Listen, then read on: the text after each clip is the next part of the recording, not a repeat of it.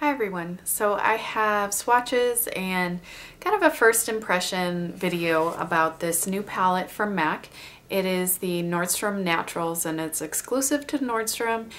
The website does say it's limited edition. I don't know what kind of interest there is in this. I haven't seen a lot of videos or blog posts about it yet. So that's why I went ahead and did swatches and posted those yesterday, and let's just kind of get into it.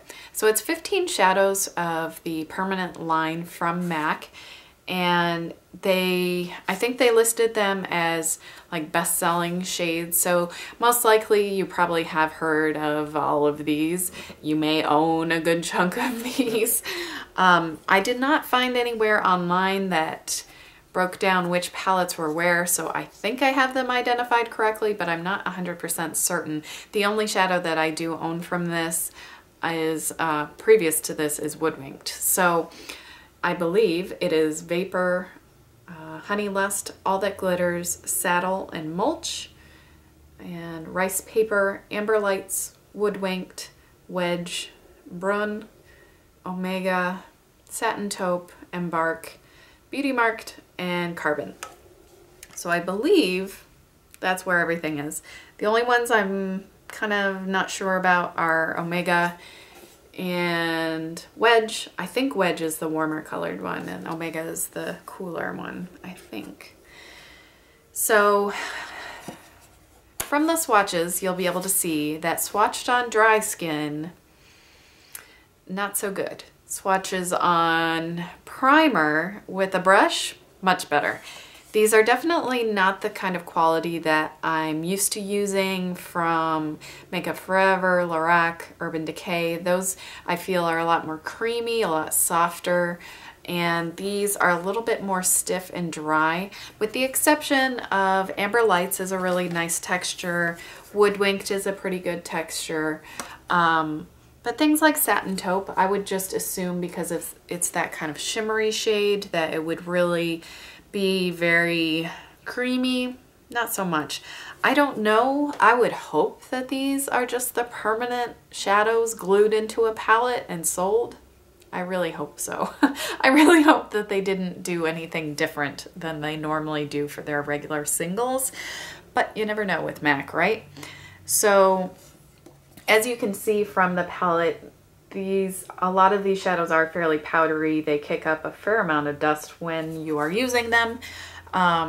The only shade that I really had a difficulty with was Brun. Even with primer, it's very thin. It doesn't pick up very well. Really had to build it up if I wanted to get that kind of full intensity.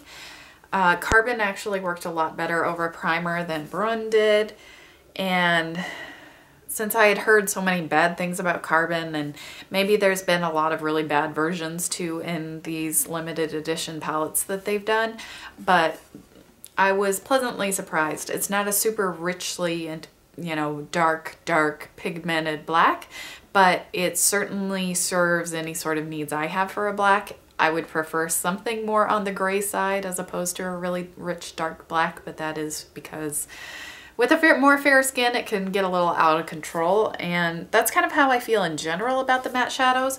I would say Saddle swatched the best. I used what I believe is Omega in my crease today, and it did take some building, but that's personally how I prefer to use crease colors, so I was happy with that. And it was just a really nice color. I also used Satin Taupe on my lid and a little bit of Ricepaper kind of on my inner third of my lid. That I feel like also applied to the eyes a little bit better than it swatched, which was nice. And if I didn't mention, I used a little Carbon at my lash line. So those are the only shadows I've actually used on my eyes. I received this in the mail yesterday, and so today was the only day I did use it. And overall, I am going to keep it. That's kind of the big question. I felt like if the quality was really bad, I was just going to go ahead and return it because it was $85, and I don't want to throw down that kind of money without at least it being usable. The reason I bought this personally was I'm very much into beauty. It's a hobby. I watch a lot of videos. I read blog posts, and people often use colors like this. And like I said, the only one I have is woodwinked. So it's just nice to be able to have these colors, to be able to use them in looks, to help recreate looks.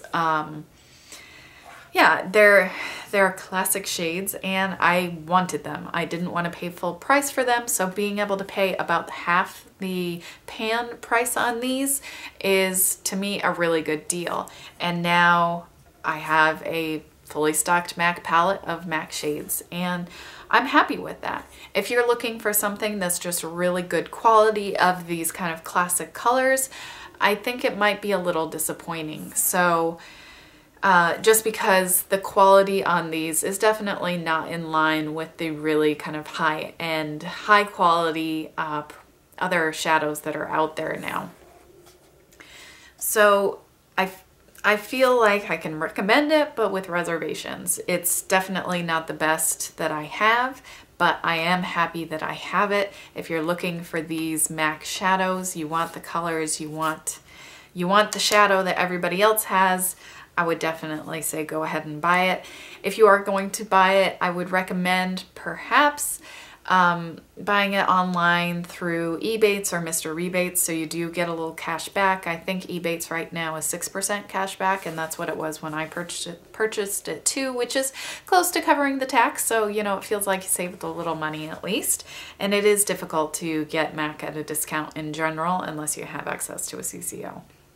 And then you have a much less selection of the things you want to buy. So yeah, I hope that was helpful. I will also link below my blog post that has all of those pictures in the full resolution, so you can look at them if you are curious. Let me know if you have any questions on this palette, and if you plan on picking it up or you already have, I would love to hear from you. And I hope you are having a wonderful day. Thank you so much for watching, and I'll see you soon.